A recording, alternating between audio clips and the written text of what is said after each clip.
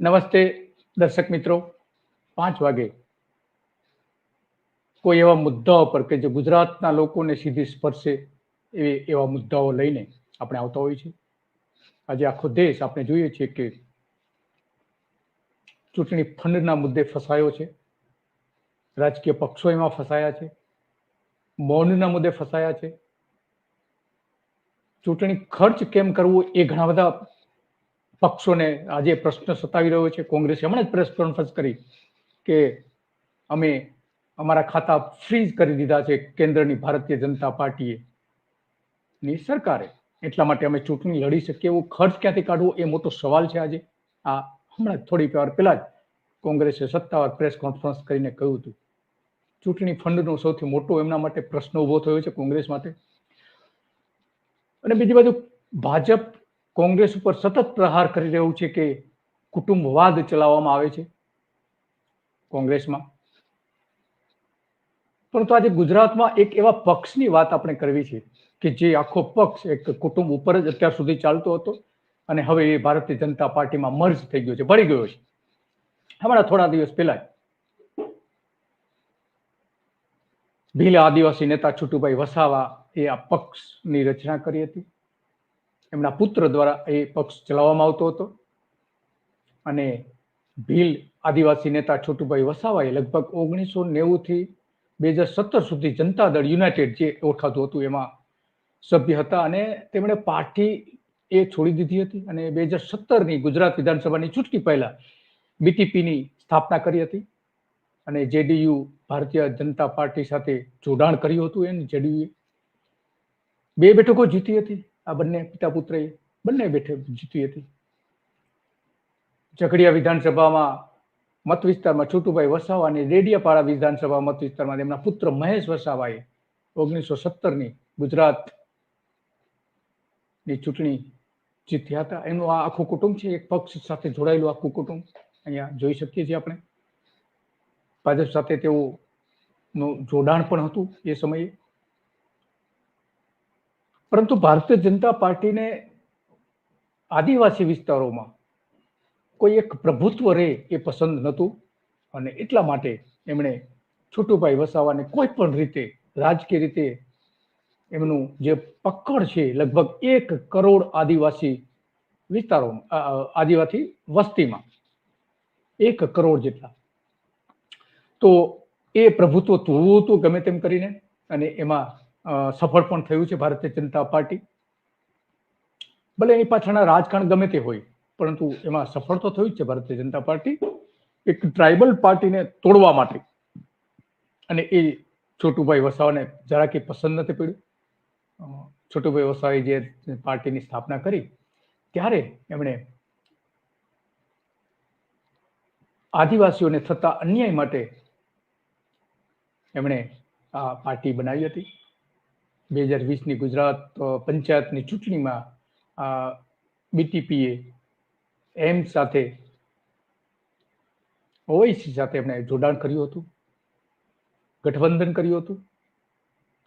એટલે કે આખો ઇતિહાસ આપણે જોઈએ છોટુભાઈ વસાવાનો તો અનેક વખત એમણે પક્ષાંતર કર્યા છે, અનેક વખત પક્ષ સાથે જોડાણ કર્યું છે. એમાં ભારતીય જનતા પાર્ટી પણ બાકાત નથી, આમ આદમી પાર્ટી પણ બાકાત નથી, કોંગ્રેસ પણ બાકાત નથી. ઘણી બધી પાર્ટીઓ સાથે લગભગ ઓછામાં ઓછા 10 જેટલા રાજકીય જોડાણ અત્યાર સુધીમાં એ કરી ચૂક્યા છે. હવે એક નવો પક્ષ એમણે ફરીથી રચવાની જાહેરાત કરી છે.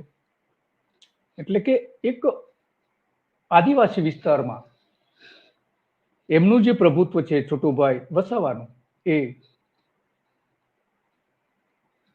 ભલે પહેલી નજરે લાગી રહ્યું હોય કે તૂટી ગયું છે અને ભારતીય જનતા પાર્ટી એવો દાવો કરતી હોય કે જે એમને છોટુભાઈ વસાવાના પુત્રને પક્ષમાં લઈને, મહેશ વસાવાને પક્ષમાં લઈને આ પાર્ટીનું કોઈ હવે અસ્તિત્વ નહીં રહે એવું માનવામાં આવતું હતું. પરંતુ ફરીથી આ 80 વર્ષના એક એવા રાજકીય વ્યક્તિ છે કે જે ફરીથી ઊભા થઈ રહ્યા છે અને એ રાખમાંથી પણ ઊભા થઈ શકે છે એવી એમની ક્ષમતા પણ છે.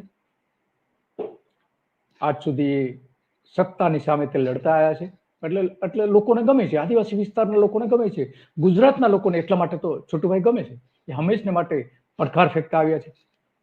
છેલ્લે રાજસ્થાનમાં 2018ની રાજસ્થાન વિધાનસભાની ચૂંટણીમાં પણ એમની પાર્ટી બીટીપીએ 84 અને સગવાડા એમ 2 બેઠકો જીતી હતી. આ 2 મહત્વની બેઠકો એમણે જીતી હતી રાજસ્થાનમાં જઈને. તે ભારતીય રાષ્ટ્રીય કોંગ્રેસ સરકારમાં એણે જોડાઈને સમર્થન પણ કર્યું હતું. પછી જો કે અલગ પણ થયા. 2023માં બંનેએ બીટીપી છોડીને નવી પાર્ટી ભારત આદિવાસી પાર્ટીની રચના કરી હતી.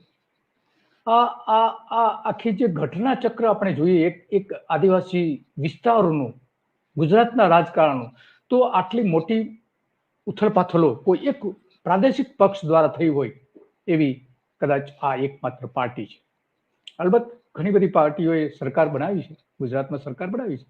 ચિમનભાઈનો કિમલો હોય કે ભારતીય જનતા પક્ષ હોય, એમણે બનાવી છે, સરકારો તો બનાવી જ છે. પરંતુ અહીંયા એમણે જે વાત કરી છે એ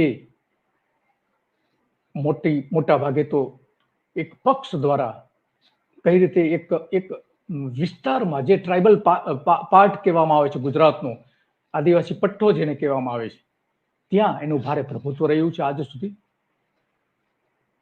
આ એમના પુત્ર મહેશ વસાવા અને એમને કેટલાક સાથીઓ એની સાથે જે જોડાઈને ગયા છે, અહીંયા છોડીને ગયા છે, એક આખો પક્ષ એમણે ભારતીય જનતા પાર્ટી સાથે મર્જ કરી દીધો છે.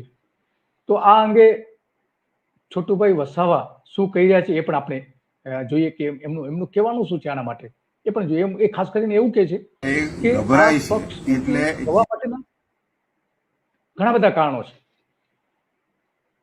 ઝઘડિયામાં ટિકિટ આપવી પડે એની કેવી મજબૂરી છે, અને આ લોકોનો ઉદ્ધાર જો કરતા હોય તેનો વિરોધ શા માટે કરે છે? ખ્રિસ્તીઓનો, મુસ્લિમોનો, એ બી આ ભારતના ઇન્સાન છે. જ્યારે વિધાનસભાની ચૂંટણી હતી, વિધાનસભાની જે છેલ્લી ચૂંટણી હતી ત્યારે તેઓ વાત કરી રહ્યા હતા. પરંતુ હમણાં જે જોડાયા, એમના પુત્ર જોડાયા, એમણે પક્ષ માટે શું કહ્યું છે છોટુભાઈ વસાવાએ કે કોલસાની ખાણોમાં જે એમના વિસ્તારોમાં કાચો કોલસો જે નીકળે છે, લિગ્નાઇટ, એ લૂંટ ચલાવવા માટેનો પુત્ર ભારતીય જનતા પાર્ટીમાં ગયો છે એવું પણ કહી રહ્યા છે. એ પણ સાંભળીએ આપણે. પણ મારે ત્યાંથી પણ ગયા છે મારા પુત્રના બીજા બધા જે આગેવાનો અત્યાર સુધી 5-6 શેડ્યુલની વાત કરતા હતા, એ બધા એ ભરતી મેળામાં ગયા છે. એટલા માટે ગયા છે કે અહીં જે ખનિજ, જે કોલસો નીકળવાનો છે, અને એ કોલસામાં ચોરી કરવા માટે કોલ ઉંદરના સ્વરૂપે એ લોકો આજે જોઈન્ટ થવાના છે. એટલે પ્રજાને હું સંદેશો આપવા માંગુ છું કે આ ખરેખર કાર્યકર નથી, પરંતુ આપણી ધરતી ને આપણું ખનિજ લૂંટવા માટે મોટા કોલુંદરોને સહકાર આપીને થોડો ભાગ પડાવીને આ સંપત્તિ પડાવવાની એક સાજિશ છે. એટલે એનાથી ગામડાના લોકોએ ચેતી જવાની જરૂર છે, અને ગામ સભા બનાવીને આ કોલુંદરોથી બચવા માટે પોતાની રીતના તમે એનું રક્ષણ કરો અને આ સંપત્તિ બચાવો. આ કોઈ આગેવાનો છે નથી. આ બધા કોલુંદર જેટલા બી ગયા છે અહીંથી, એ બધા કોલુંદરો છે. એમનો મૂળ વાત એવી છે કે ભાજપમાં જે એમના પુત્ર જોડાયા છે, એમની સાથે બીજા લોકો જે જોડાયા છે, એને એક કોલ ઉંદર એટલે કે કોલસાના ઉંદર કહી રહ્યા છે કે જે અહીંયા ચોરી કરવાના છે, કોલસાની ચોરી કરવાના છે. અત્યારે લિગ્નાઇટ તો નીકળે જ છે, પણ કોલસાની એ વાત કરી રહ્યા છે કે અહીંયા કોલસો જે નીકળવાનો છે એમાં ભાગ પાડવા માટે ભાજપમાં એક ગયા છે. એમનો સીધો આરોપ છે. લોકો અપીલ પણ કરે છે કે એમની વાતમાં ભરમાશો પણ નહીં. આ નેતાની એટલા 80 વર્ષના નેતાની એટલા માટે લોકોને વાત ગમે છે. એ 18 વર્ષના હતા ત્યારથી જ રાજકારણમાં છે અને આજે 80 વર્ષના થયા છે. ભારતીય આદિવાસી સેના સંગઠનની એમણે જાહેરાત પણ કરી છે કે નવી પાર્ટી જે બનાવવાના છે, ભારત આદિવાસી સેના, એમની પણ જાહેરાત કરી છે. રાષ્ટ્રીય અધ્યક્ષ છોટુભાઈ વસાવાને એમાં બનાવવામાં આવ્યા છે. હમણાં જ એમના નિવાસસ્થાને આ અંગેની મિટિંગ મળી હતી અને બચ્ચુભાઈ માસ્તર, અશ્વિન પટેલ, રોહિત નરેન્દ્ર અંબાલાલ જાદવ, આ બધા જ લોકો ત્યાં હાજર હતા અને એમણે પાર્ટીના રાષ્ટ્રીય અધ્યક્ષ છોટુભાઈ વસાવાને બનાવ્યા છે. ગુજરાતથી આદિવાસી વિસ્તારોને સ્વતંત્ર કરવા માટે ભીલિસ્તાન ટાઈગર સેનાની સ્થાપના પણ આ જ છોટુભાઈ કરી હતી. અને એનો બહુ લાંબો ઇતિહાસ છે. ભિલિસ્તાન ટાઈગર સેનાનો બહુ લાંબો ઇતિહાસ છે, અંગ્રેજોના સમયથી ચાલતો આવતો ઇતિહાસ છે. જલિયાવાલા કાંડ જે થયો હતો પંજાબમાં, એની પહેલા, એના 2 વર્ષ પહેલા, લગભગ 2 વર્ષ પહેલા, આ જ આદિવાસી વિસ્તારોમાં અંગ્રેજોએ ગોળીઓ ચલાવી હતી અને એમાં આદિવાસી નેતા હતા એ સમયના, ધાર્મિક અને સામાજિક બંને રીતે નેતા હતા અને રાજકીય પણ. એમને ફાંસીની સજા આપી હતી. સેંકડો લોકો એ ગોળીબારમાં મૃત્યુ પામ્યા હતા. ત્યારે અંગ્રેજ સરકાર સામે લડવા માટે અને પોતાને એક સ્વતંત્ર રાજ્ય બનાવવા માટેની માગણી સાથે આ ભિલિસ્તાન ટાઈગર સેના બનાવી હતી અને પછી એમને રાજકીય પક્ષ પણ બનાવ્યો હતો. આ એમનો આખો કુટુંબ છે કે જે પરિવાર એમનો હતો, હવે વિખરાઈ ગયો છે ધીમે ધીમે. હવે દિલીપ વસાવા એમના જે પુત્ર છે એમની સાથે રહ્યા છે. એમનું આ ચૂંટણી ચિહ્ન રહ્યું છે. પિતા પુત્રો બંને આ જ નિશાન ઉપર ચૂંટણી લડતા હતા. મહેશ દ્વારા રાજસ્થાનમાં પણ ચૂંટણી જે લડવામાં આવી હતી ને, બે બેઠકો પણ જીત્યા હતા. ત્યારે એવું લાગતું હતું કે કદાચ આ જ પક્ષ, જે ભલે આપણે એને પારિવારિક પક્ષ ગણતા હોઈએ, પરંતુ ગુજરાતમાં એક મોટો પક્ષ બની શકે છે અને કાઠું કાઢી શકે છે. પરંતુ હવે લોકો એવું કહી રહ્યા છે કે મહેશ વસાવા સામે કેટલાક ગુનાઓ હતા અને આપણે જોયું છે કે જેમની સામે ગુના હોય અને એ ભાજપમાં જોડાય તો એ ગુના ધીમે ધીમે એના જે કેસ છે એક પછી એક માફ થઈ જતા હોય છે. આ છોટુભાઈ વસાવાએ હમણાં જ આ જે ટ્વીટ કરેલા છે એ ટ્વીટ આપણે જોઈ રહ્યા છે કે એમનો જે આક્રોશ હોય છે હંમેશને માટે સત્તા સામેનો. આ ચેતર વસાવા એ એક સમયે આ પક્ષમાં મહેશ વસાવા સાથે જોડાયેલા હતા, એની સાથે પક્ષમાં જોડાયેલા હતા અને એની સાથે એક મદદનીશ તરીકે પણ જોડાયેલા હતા. એ હવે ત્યાં ચૂંટણી લડી રહ્યા છે આ જ પાર્ટી, આ જ પરિવારની સામે, જેમની સામે અનેક ગુના નોંધાયા હતા. એ મહેશ અત્યારે ભાજપમાં છે, પરંતુ એની સાથે જે પક્ષ હતો એ પક્ષ જોડી દેવામાં આવ્યો હોવાનું માનવામાં આવે છે ભાજપ સાથે. પરંતુ એ પક્ષની સાથે જોડાયેલા લગભગ 3000 જેટલા હોદ્દેદારો હતા. દરેક જિલ્લામાં 50 થી 100 ની વચ્ચે એ હોદ્દેદારો નિયુક્ત કરવામાં આવ્યા હતા. 12 જિલ્લા, આદિવાસી વિસ્તારના આવા 12 જિલ્લા છે. એના રાજીનામા પણ લઈ લેવામાં આવ્યા હતા. છોટુભાઈ વસાવા પાસે એના રાજીનામા હતા. એ હવે આ નવા પક્ષ સાથે જોડાય એવી એક વાત સામે આવી રહી છે. ભલે ભાજપ એવું માનતો હોય કે આખો પક્ષ એની સાથે આવી ગયો છે, પરંતુ આ જે હોદ્દેદારો, જે પક્ષ મૂળ પક્ષ હતો એના હોદ્દેદારો તો છોટુભાઈ સાથે જોડાવાના છે. આ નવો પક્ષ જે રચી રહ્યા છે, નવું ગઠબંધન આવે એવી પણ શક્યતા છે. એમાં ગુજરાતમાં જે રાજસ્થાનમાં બે સંગઠન શક્ય છે, આદિવાસી સંગઠન મજબૂત છે રાજસ્થાનમાં, એ આદિવાસી વિસ્તારોમાં કદાચ આવી શકે છે. થોડા 1-2 દિવસમાં જાહેરાત પણ થઈ શકે છે. કોંગ્રેસ ભારત આદિવાસી પક્ષ સાથે ગઠબંધન કરી શકે છે કેટલીક બેઠકો પર, ખાસ કરીને દાહોદ બેઠકો પર કરી શકે છે, એવી અંદર ચર્ચા ચાલી રહી છે. ભારત આદિવાસી પક્ષ લડી શકે છે અહીંથી અને કોંગ્રેસને ટેકો આપે એવું પણ બની શકે. છોટાઉદેપુરમાં સુખરામ રાઠવાને જે ટિકિટ આપી છે એ કોંગ્રેસ જો બીજા કોઈને આપી હોત તો અહીંયા લડાયક સ્થિતિ જોવા મળત, પરંતુ અત્યારે તો એવું કંઈ દેખાતું નથી.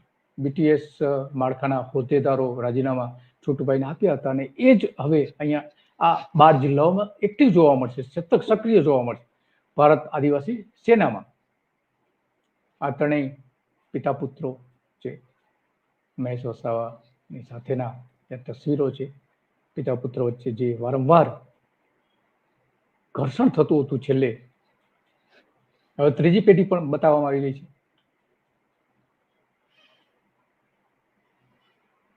અને ભરૂચમાં કદાચ ઓએસી સાથે ગઠબંધન કરીને પણ ભરૂચમાંથી પણ કેટલાક ચૈતર વસાવાને હરાવવા માટે, મનસુખ વસાવાને હરાવવા માટે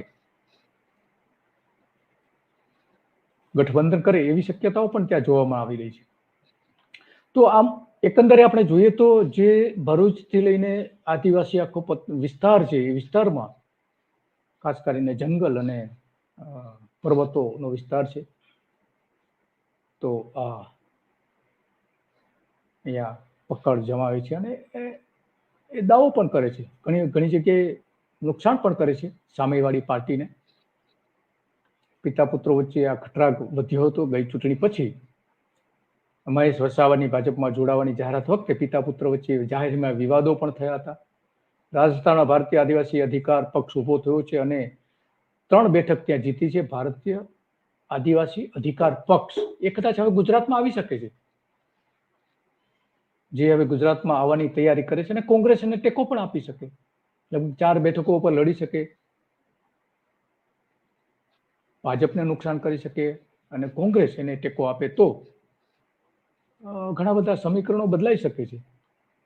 આદિવાસી મત વિસ્તારમાં ગુજરાતનો એકમાત્ર કૌટુંબિક પક્ષ આદિવાસી પક્ષ તૂટી ગયો હોવાનું ઘણા લોકો માની રહ્યા છે કે તૂટી ગયો છે, પરંતુ હજુ પણ આ પક્ષનું અસ્તિત્વ એટલું જ મજબૂત છે. ભાજપના નેતાઓ સાથે એમના પુત્રો પણ દેખાય છે.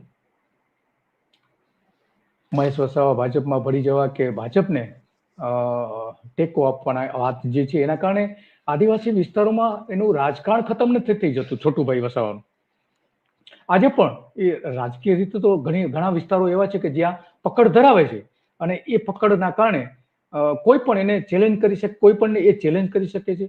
હાર જીતનું મહત્વનું પરિણામ પણ એ બની શકે છે છોટુભાઈ વસાવા.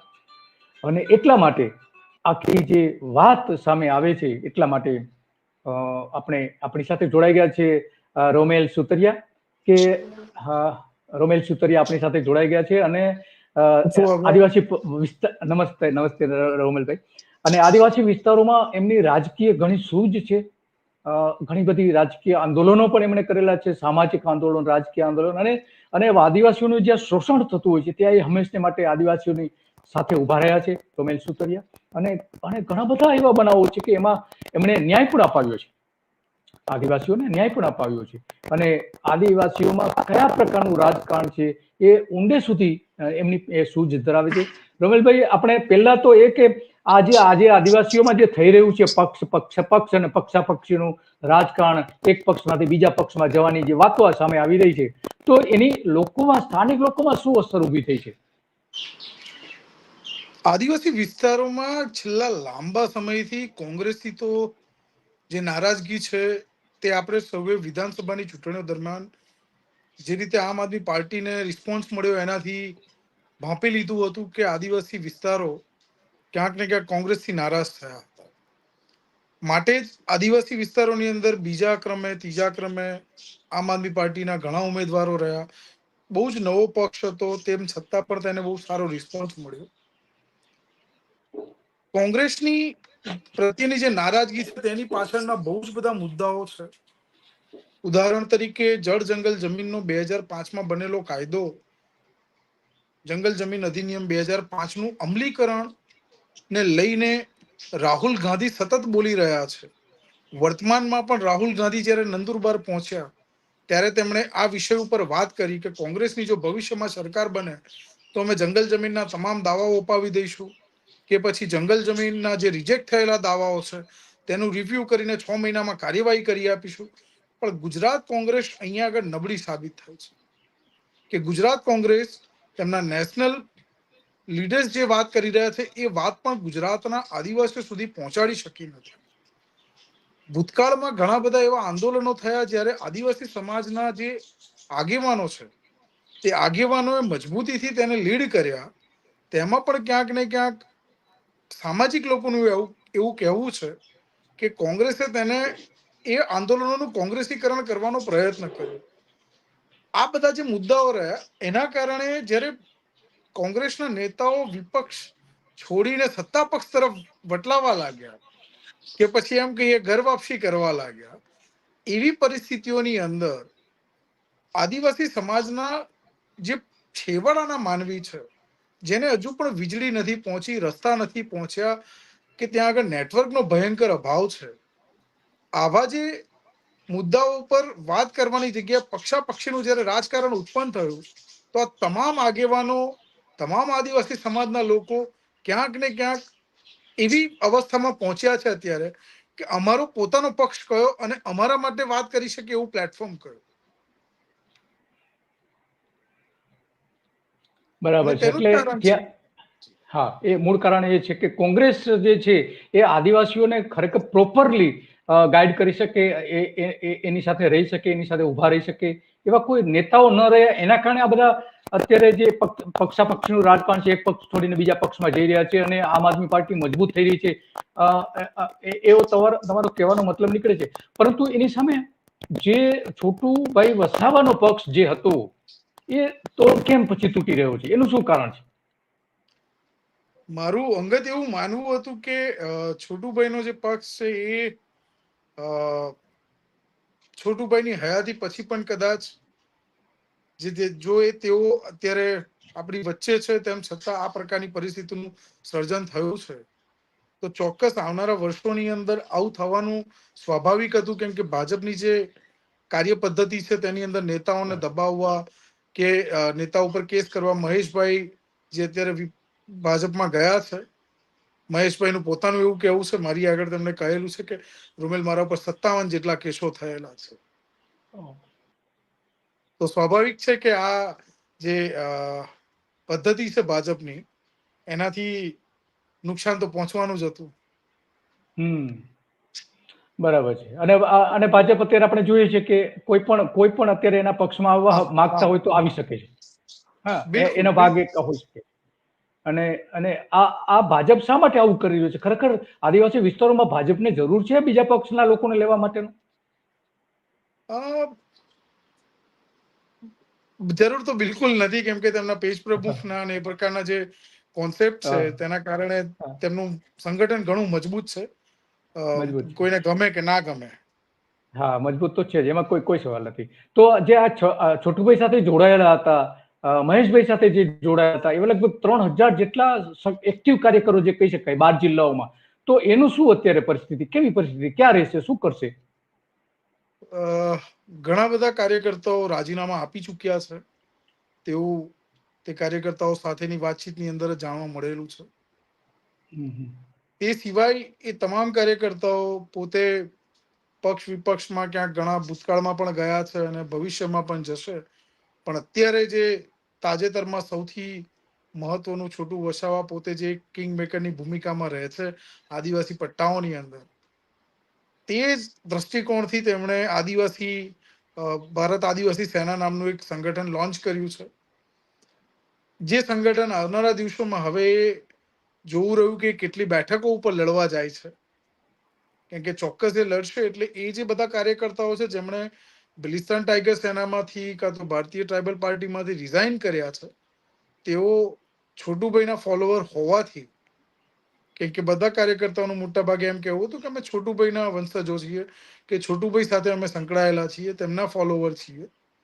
તો ચોક્કસ એ છોટુભાઈની જે પક્ષ બની રહ્યો છે, કે તે એક ગ્રુપ લઈને આવી રહ્યા છે, તો એના માધ્યમથી ચોક્કસ આગળ પોલિટિકલી વધવાનો પ્રયત્ન કરશે. બરાબર છે. તો એનો મતલબ કે છોટુભાઈ હજુ રાજકીય રીતે તો સક્રિય છે અને એટલા મજબૂત હોય એવું લાગી રહ્યું છે તમે, જે અગાઉ હતા એટલા જ મજબૂત હોય એવું? ભલે ચૂંટણી જીતે ન જીતે બીજી વાત છે, પણ લોકોની વચ્ચે એની લોકપ્રિયતા ખરી હજુ આદિવાસી વિસ્તારોમાં? વ્યક્તિગત રીતે હું મારી પોતાની વાત કરું હા, તો છોટુભાઈના પક્ષ સાથે જોડાઈએ ના જોડાઈએ, અમારા જેવા પણ ઘણા લોકો, પણ એમણે આદિવાસી સમાજમાં કરેલા અસંખ્ય એવા કામો જેની માટે તેમનું સન્માન કરવું, રિસ્પેક્ટ કરવું એ અનિવાર્ય છે. અને તે જ લાગણી આદિવાસી પંથકના તમામ વિસ્તારોની અંદર છોટુભાઈ માટે રહે છે, કે તેમણે બહુ જ લાંબો સમય સુધી આદિવાસી વિસ્તારોના જમીનોના પ્રશ્નો હોય કે ટીએસપી જેવી યોજનાની વાત છે, સ્પેશિયલ ગ્રાન્ટ ફાળવવાની, આવા બધા મુદ્દાઓ પર ઘણી મહત્વની લડતો આપી છે. અને માટે જ તેઓ જ્યારે પણ આદિવાસી વિસ્તારોની અંદર રાજકીય આજે મુખ્ય પ્રવાહની અંદર જો કોઈ ચહેરો હોય તો છોટુભાઈ મજબૂતીથી બહાર આવ્યા છે ઘણા વર્ષોથી. અને ઘણા વર્ષોથી. યસ. તેમના કારણે ક્યાંક ને ક્યાંક આદિવાસી સ્વતંત્ર રાજકારણ છે ટકી રહેલું છે.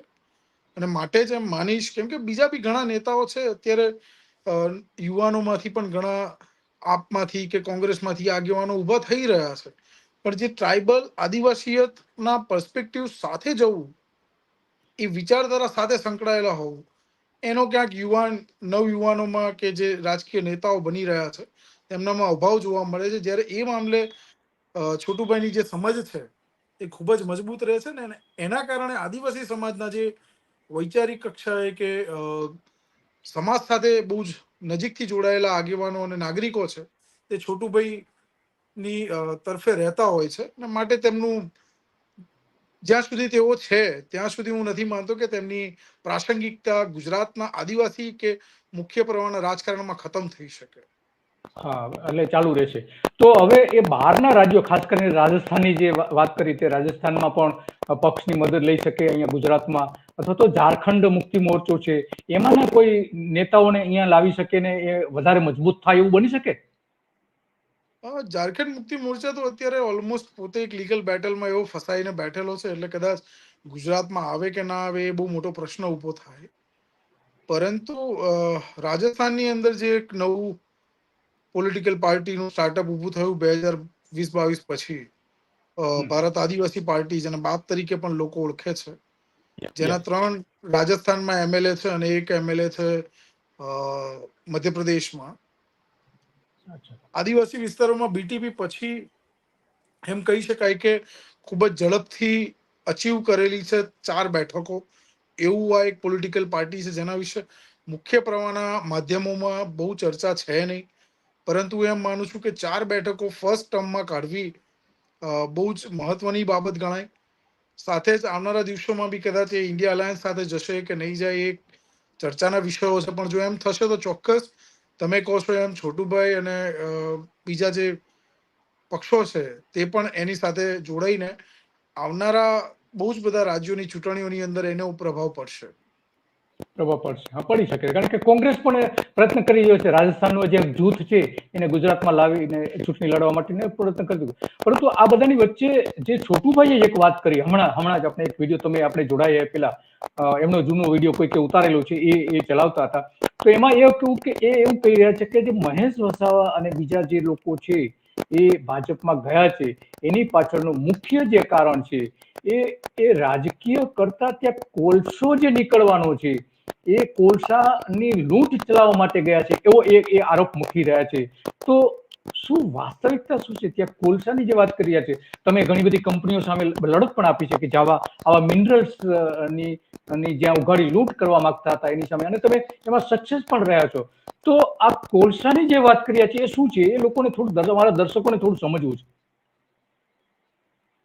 આદિવાસી વિસ્તાર એટલે ક્યાંક ને ક્યાંક બહુ જ મોટા પાયે ખનન અને કાચો રો મટીરિયલ જે ઉત્પાદનો જે કરતા હોય છે કોર્પોરેટ સમૂહો, તેને પૂરો પાડનારો વિસ્તાર રહે છે, જેની અંદર કોલસો પણ એક મહત્વનું પરિબળ છે, લાકડા છે, કે આ સિવાયના બી અસંખ્ય ખનિજો, લિથેનિયમ જેવા ખનિજો પણ આદિવાસી વિસ્તારોમાં ઘણી જગ્યાએ મળી આવેલા છે. તમને અટકાવું, ઘણા બધા દર્શકો કોમેન્ટ પણ કરી રહ્યા છે. એમાં આજે પણ જય આદિવાસી અને જય છોટુ દાદા, જય આદિવાસીના કોમેન્ટ પણ કરી રહ્યા છે. એટલે તમે જે વાત કરી રહ્યા છો કે આજે પણ લોકપ્રિય છે, તો આ આપણા દર્શકો જે રીતે કોમેન્ટ કરી રહ્યા છે, તો બિલકુલ એ બતાવે છે કે આજે ગુજરાતના રાજકારણમાં છોટુ દાદા વસાવાની પ્રાસંગિકતા ખતમ કરવી એટલી સરળ નહીં હોય. સરળ ભલે નથી. એમના પક્ષમાં હોઈએ કે ના હોઈએ, ના પણ હોય. આ માનવું જરૂરી છે. હા, તમે મિનરલ્સ ની વાત કરી રહ્યા હતા, તો એ શું મિનરલ્સ શું જી, છે એટલે અત્યારે ઘણા બધા આદિવાસી? એવા મિનરલ્સ છે. ઘણા ભૂતકાળની અંદર છોટાઉદેપુરના એક સાંસદ છે, નામ એમનું લેવું બહુ અનિવાર્ય નથી, પણ તેમણે કેન્દ્ર સરકારને પાર્લામેન્ટની અંદર સ્પીચ આપીને આમંત્રિત કર્યા હતા કે અમારા વિસ્તારમાં આવો અને ખનન કરો, અમારા ત્યાં આટલા આટલા ખનિજો છે. કમનસીબે તે પણ આદિવાસી સમુદાયના સાંસદ હતા.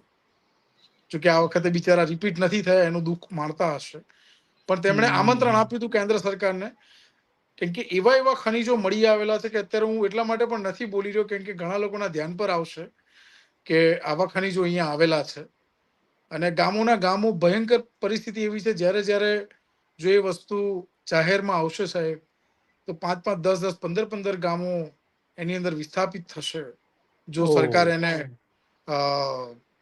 અચીવ કરવા માંગશે ત્યારે. માગશે અને તો. ઘણા બધા હા, હા, એટલે અને સરકારના ધ્યાન પર છે, સરકારના ધ્યાન પર છે, હા, સ્વાભાવિક છે. એ એજન્સીના ધ્યાન લોકોના પર છે, હજુ હા, લોકોના ધ્યાન પર નથી આવ્યું. મેપિંગ અને સર્વે કરવું હોય એટલે સરકાર પાસે તો હોય જ.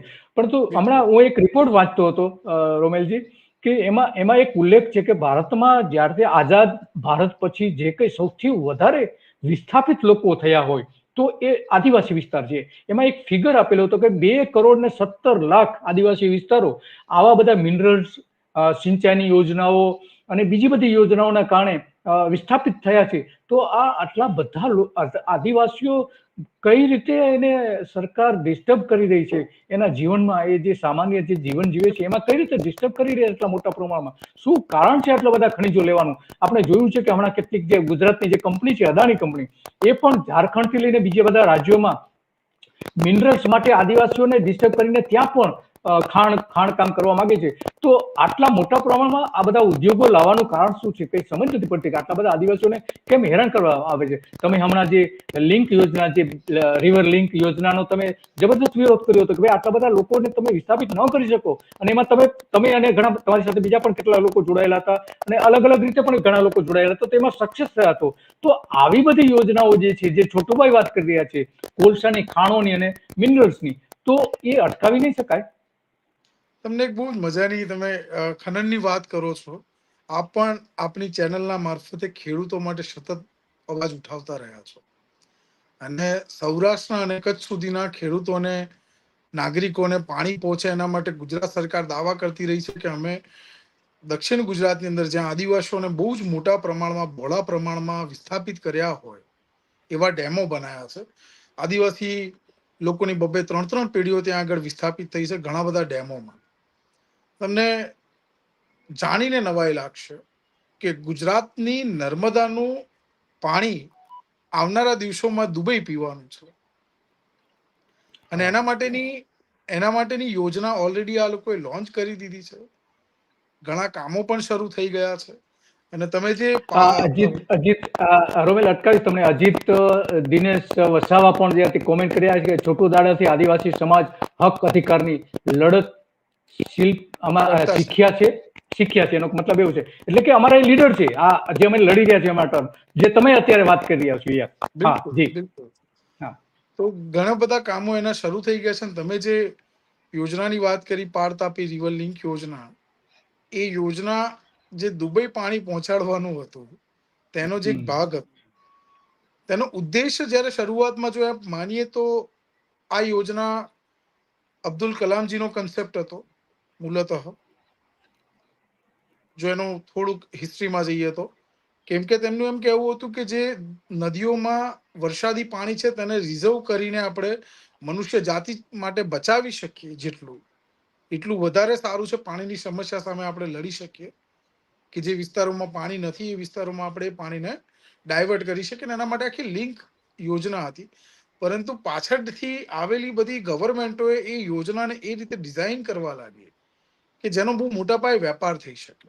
ઇન્ટરનેશનલ લેવલ પર પોલિસીઓની અંદર કે પછી બીજા કોઈ પ્રકારના તેમના કોઈક ને કોઈ કાવા દાવાઓમાં આ બધી વાતોને, કે આ પાણીને, કે આ ખનીજને ઉપયોગ કરવાનો જે ષડયંત્રો શરૂ થયા, તેના જ ભાગરૂપે અત્યારે બોમ્બેથી લઈને દુબઈ સુધી એક મેટ્રો ટ્રેન દોડાવવાનો, અંડર વોટર દરિયામાં પ્રોજેક્ટ બનાવવાનો શરૂ થયો છે, જેની અંદર બુલેટ ટ્રેનની જે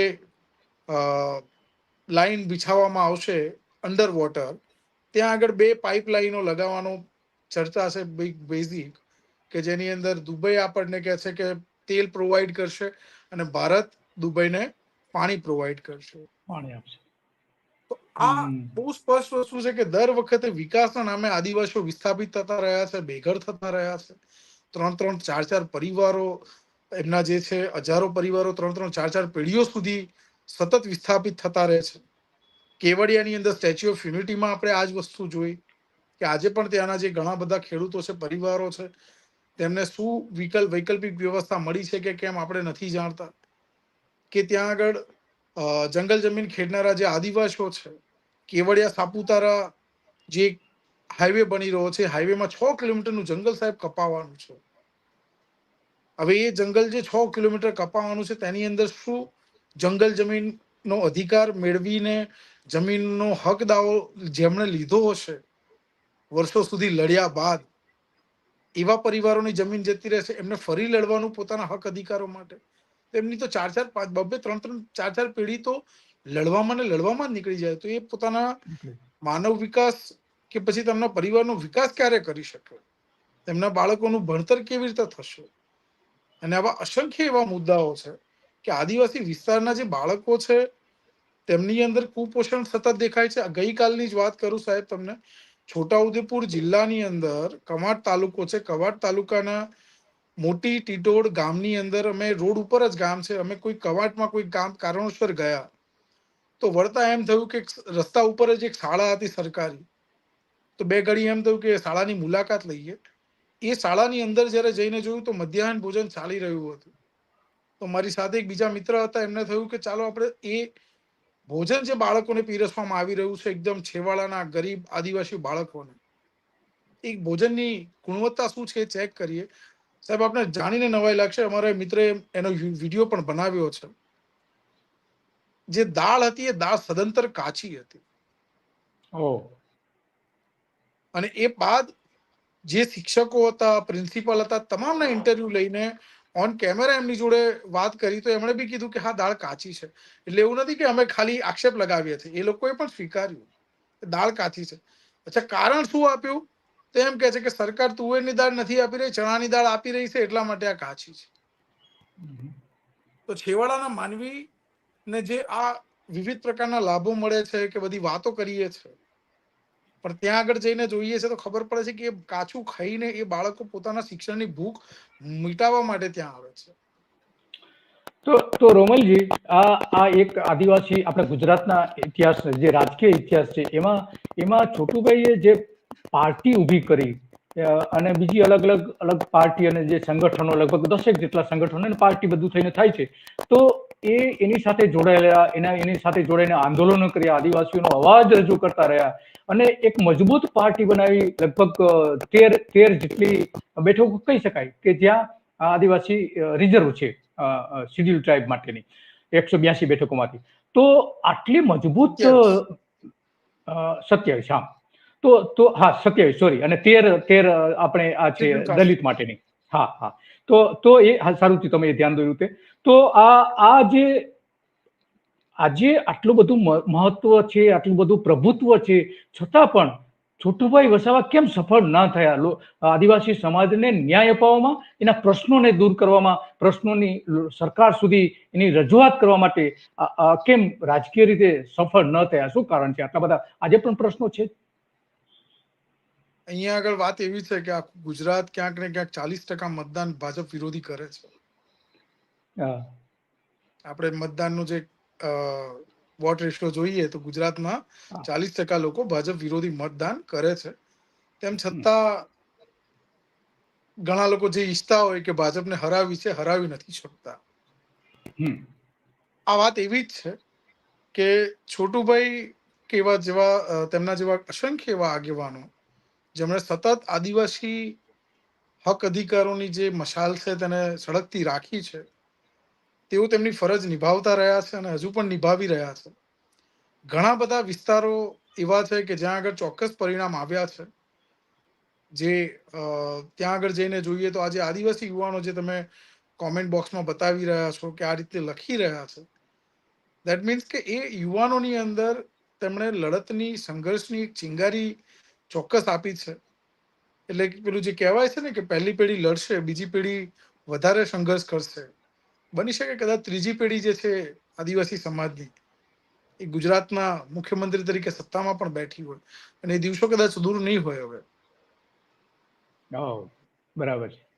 બીજી વસ્તુ કે છોટુભાઈના ગ્રુપમાંથી જ અત્યારે તમે જુઓ તો છોટુભાઈના ગ્રુપમાંથી જ નીકળેલા ચૈતર વસાવા ગુજરાતના મીડિયા અને ગુજરાતના તમામ ટેલિવિઝનો, અખબારપત્રો અને બધાની માટે કેન્દ્રનું સ્થાન બનેલા છે.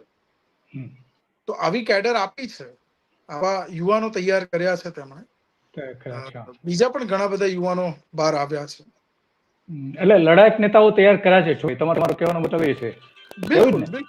કોઈ સ્વીકારે ના સ્વીકારે પણ માનવું રહ્યું, કેમ કે જેમ હમણાં પણ તાજેતરમાં મહેશભાઈ આક્ષેપ લગાવેલો જાહેરમાં, અને ચૈતરભાઈ સ્વીકારે પણ છે કે ચૈતરભાઈ તે મહેશભાઈના ત્યાં કામ કરતા હતા, સાથે હતા કામ અને કરતા જોડે હા હા લડત આપી છે. હા હા, યસ મતલબ ઓફિશિયલ ડેઝિગ્નેશનમાં પડવાની જરૂર ઓફિસ નથી. ઓફિસ વર્ક કરતા હતા, ઓફિસ વર્ક પણ કરતા હતા હા.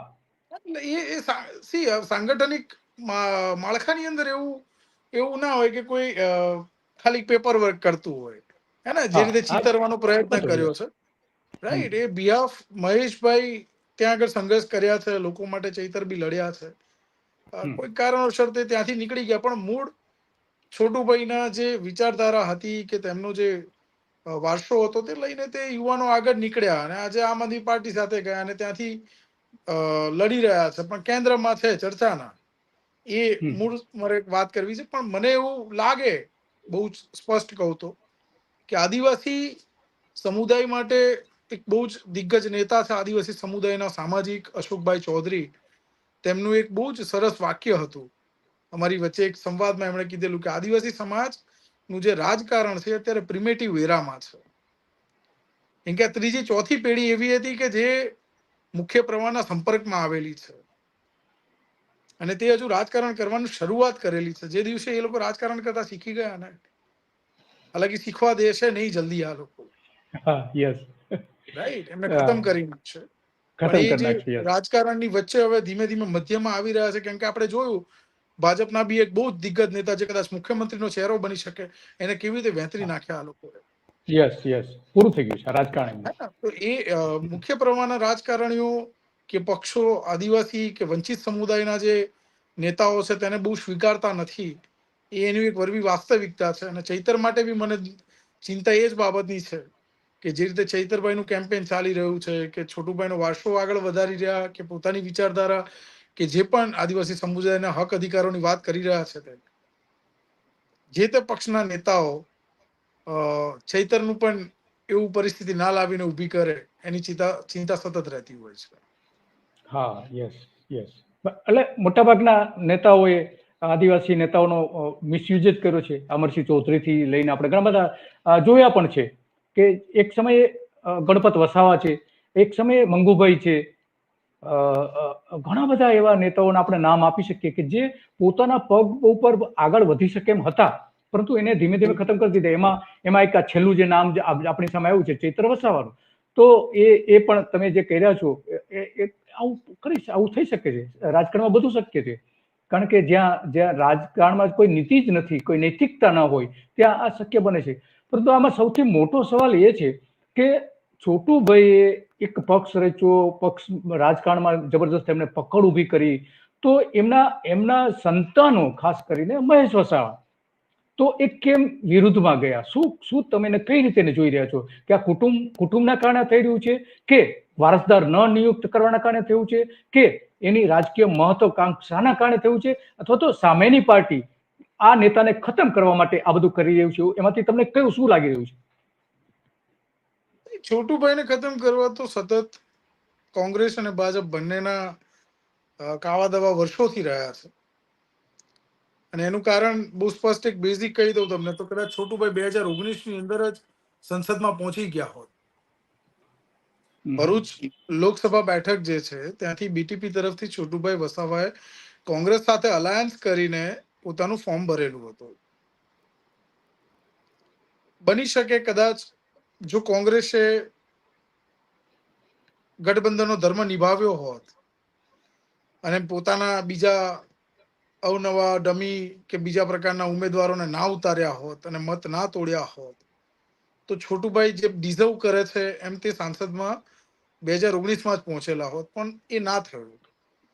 એટલે કોંગ્રેસ ભાજપ બંને આ કેરેક્ટર જે સતત આદિવાસીઓના પ્રશ્નો ઉઠાવતું રહ્યું છે, તેમની ઘણી બધી મર્યાદાઓ હશે, ઘણી બધી કાર્ય પદ્ધતિ સાથે બહુ જ બધા લોકોને આપણે પણ કદાચ અસંમત હોઈશું, પણ તેમ છતાં તેમણે જે અડીખમ રીતે એક આદિવાસી સમાજનો અવાજ બનીને પોતાની વાતો મૂકતા રહ્યા, વૈચારિક વાતો જે કરતા રહ્યા, તેનાથી બહુ જ બધા લોકોને ખટકતું હતું.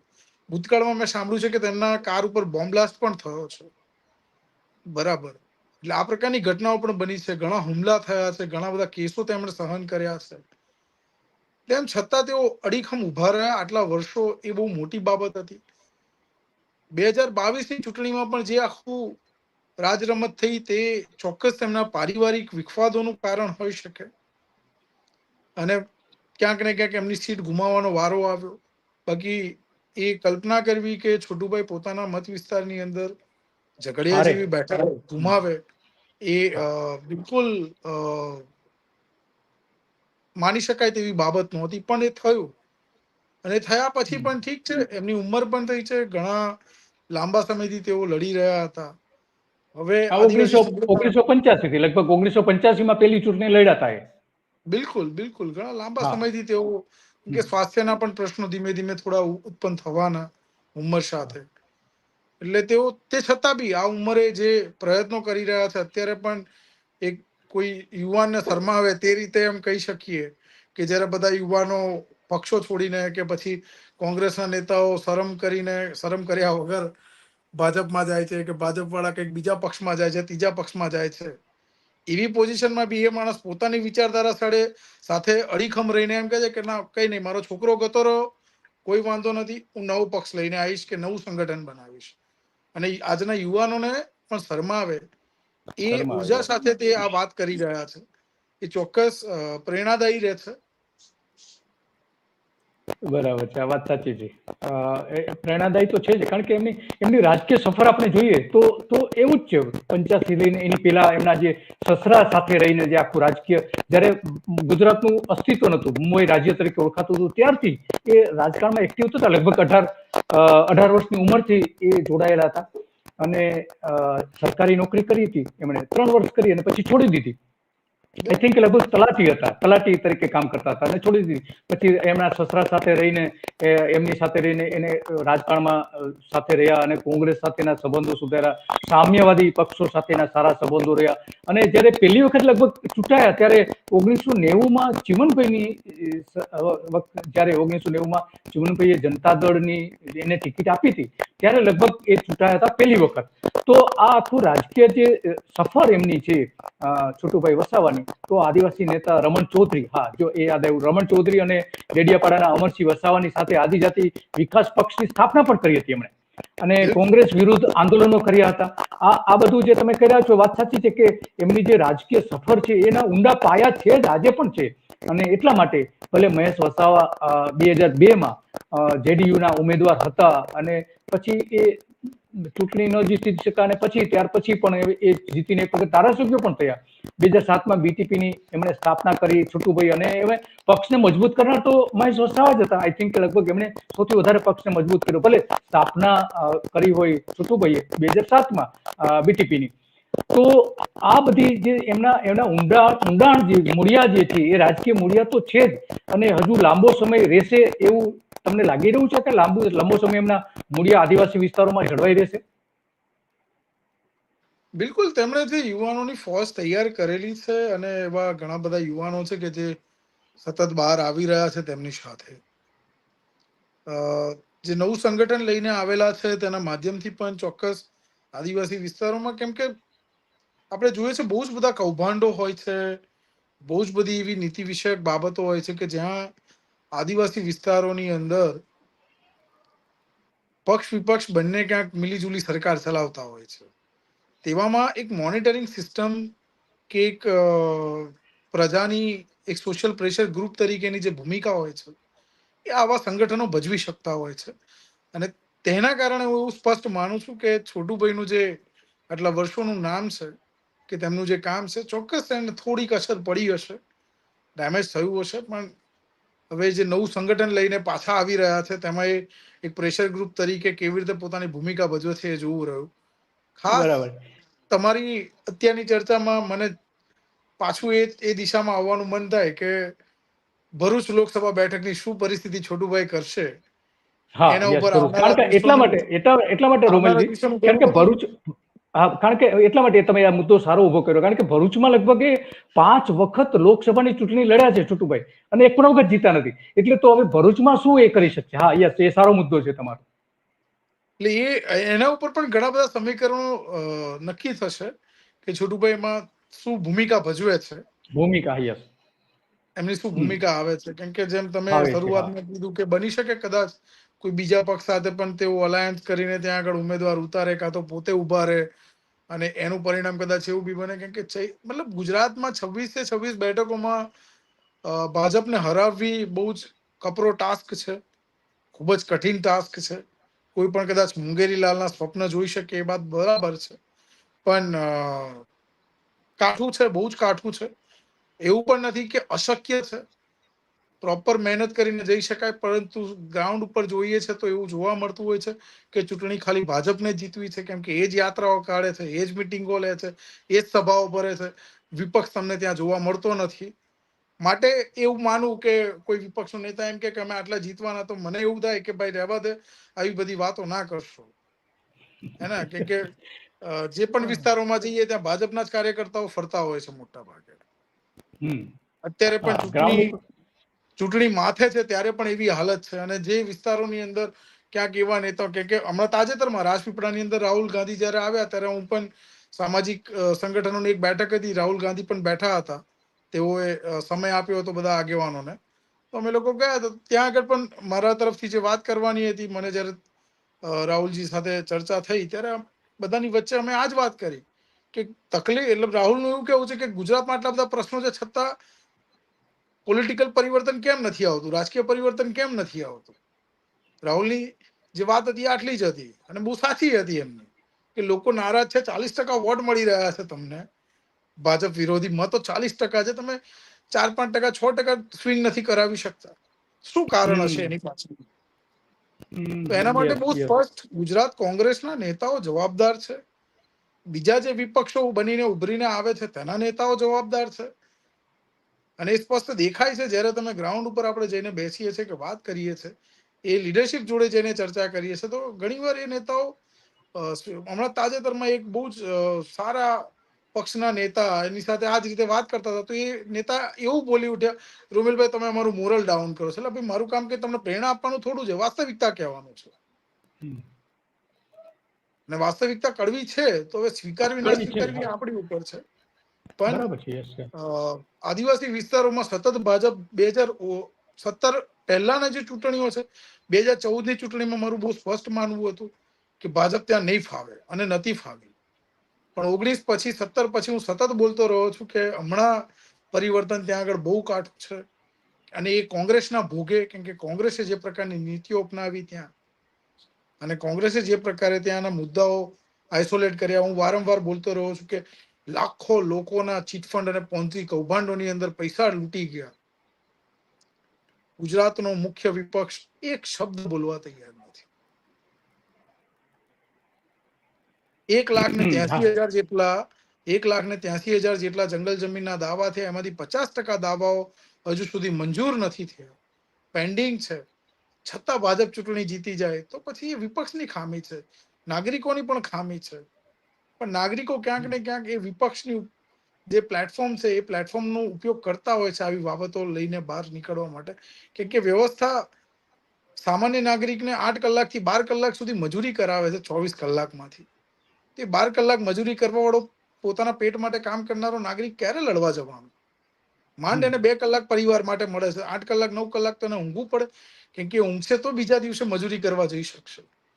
હવે એ ગુજરાતના નાગરિકો ઉપર આપણે આશા રાખીએ છીએ કે એ નાગરિક લડવા જાય. હા, વાત સાચી તમારી વિમલજી. તમારી સાથે ઘણી બધી વાત કરી અને ઘણું બધું જાણવા મળ્યું અમારા દર્શકોને. ખાસ કરીને તમે જે વાત કરી કે છોટુભાઈ, ભલે નામ છોટું હોય પણ હજુ એનું રાજકીય કદ છોટું તો નથી જ થયું, હજુ પણ એટલું જ એનું વિશાળ રાજકીય કદ તો છે જ. હવે આજે તમે અમારી સાથે જોડાયા બદલ ખૂબ ખૂબ આભાર રોમેલજી. અને ખાસ કરીને જે હવે બીજી એક વાત કરવાની છે, એમાં મહત્વની વાત તો એવી છે કે જે છોટુભાઈ વિધાનસભાની ચૂંટણીમાં ભલે જીત્યા હોય પણ લોકસભામાં નથી જીતા, તો ભરૂચની બેઠક ઉપર એ અસર કરશે ખરા? ચૈતર વસાવાને જીતાડવા માટે એમનું જે પ્રભુત્વ છે એ કામ આવશે ખરું? એ જીતાડવા માટે કે હરાવવા માટે એ સમય બતાવશે. એટલે બતાવશે ને કંઈ પણ કેવું એ વહેલું હશે, એ માટે જ હા એની ચિંતા છે. અને માટે જ એમ કીધું કે એમાં શું ભૂમિકા બને છે તેનાથી ભવિષ્ય બને નક્કી છે. થાય છે. ચૈતરનું પણ ભવિષ્ય નક્કી થાય છે, છોટુભાઈનું પણ, કેમ કે આદિવાસીયત અને આદિવાસી આંદોલનો સતત ચાલતા રહેશે. બીજા સમાજના મજૂર વર્ગના આંદોલનો સતત ચાલતા રહેશે. નેતાઓ આવતા જતા રહે છે, પણ છોટુભાઈ જેવા બહુ ઓછા આવે છે. ઓછા આવશે, યસ. હા, એ તો કોઈ છે, તેમાં કોઈ સવાલ નથી. ભલે 1945માં છોટુભાઈ વસાવાનો જે જન્મ થયો ત્યાર પછી એ 18 વર્ષની ઉંમરે ભલે એ રાજકારણમાં આવી ગયા. 3 વર્ષની એમની નોકરી છોડીને એમના છોટુભાઈ વસાવાના જે પિતા અમરસિંહ વસાવા, કે જે સરકારી નોકર હતા એક સમયે, એ સરકારી નોકરી કરતા હતા. આદિવાસીની જમીન રાજપૂતો પાસેથી હતી, એ જમીનને અધિકારો આદિવાસીઓને મળે ત્યારથી લડતા આવ્યા છે. એના પિતા પણ લડતા હતા, પોતે પણ લડતા રહ્યા છે, અને એના સસરા પણ આ જ રીતે લડતા હતા. એટલે કે એક લડાયક નેતા તો આજ સુધી રહ્યા જ છે, એમાં તો કોઈ ઇનકાર થઈ શકે નથી. ને આજે પણ જોઈએ છીએ કે આજે પણ એનો જે ટેમ્પરામેન્ટ છે એક લડાયક નેતાનું તો છે જ. ભલે એની સામે આખો એક ભારતીય જનતા પાર્ટી છે કે વિશ્વની સૌથી મોટી પાર્ટી છે, અને ગુજરાતમાં વર્ષોથી છેલ્લે 2 ટર્મથી તો 26 લોકસભાની બેઠકો જીતતા આવ્યા છે, અને આ વખતે પણ એવો દાવો કરે છે કે અમે 26 જીતવાના છીએ. છતાં એની સામે લડે છે. લડાયક નેતા તો રહ્યા છે, એમાં કોઈ સવાલ નથી. સારું, આપને ખૂબ ખૂબ આભાર અમારી સાથે જોડાયા રોમેલજી, અને હવે આપણે ક્યારેક ફરીથી પણ આવી જ કોઈ ચર્ચા સાથે જોડાઈશું. દર્શકોને પણ માહિતી આપતા રહીશું. આભાર આપનો. તો આ હતા રોમેલ સુતરિયા, અને એમણે ઘણી બધી વાતો કરી આપની સામે, અને એમણે જે આંદોલનોની વાત કરી. છોટુ વસાવા, ભલે એમનું નામ છોટું હોય, પરંતુ એ આજે પણ છોટું નથી. આજે રાજકીય કદ એમનું એટલું જ મોટું છે, એના મૂળિયા પણ એટલા જ ઊંડા છે, અને આજકાલના નથી. એ જ્યારથી 18 વર્ષના હતા ત્યારથી આજે 80 વર્ષના થયા છે, ત્યાં સુધી એમનું રાજકારણ એનું રહ્યું છે, અને સ્વાભાવિક છે એની સાથે જોડાયેલા ઘણા બધા લોકો જોડાયેલ. 4 દાયકા સુધી અનુસૂચિત જનજાતિ માટે અનામત ઝઘડિયા બેઠક અને છોટુ વસાવાનો નાતો રહ્યો છે. તેઓ જનતા પાર્ટી, જનતા દળ, અપક્ષ, જનતા દળ યુનાઇટેડ, ભારતીય ટ્રાઇબલ પાર્ટી અને અલગ પ્રકારના ચિહ્નો સાથે એ ચૂંટણી લડતા રહ્યા છે. આમ આદમી પાર્ટી સાથે ગઠબંધન કર્યું હતું. પછી છેલ્લે એમણે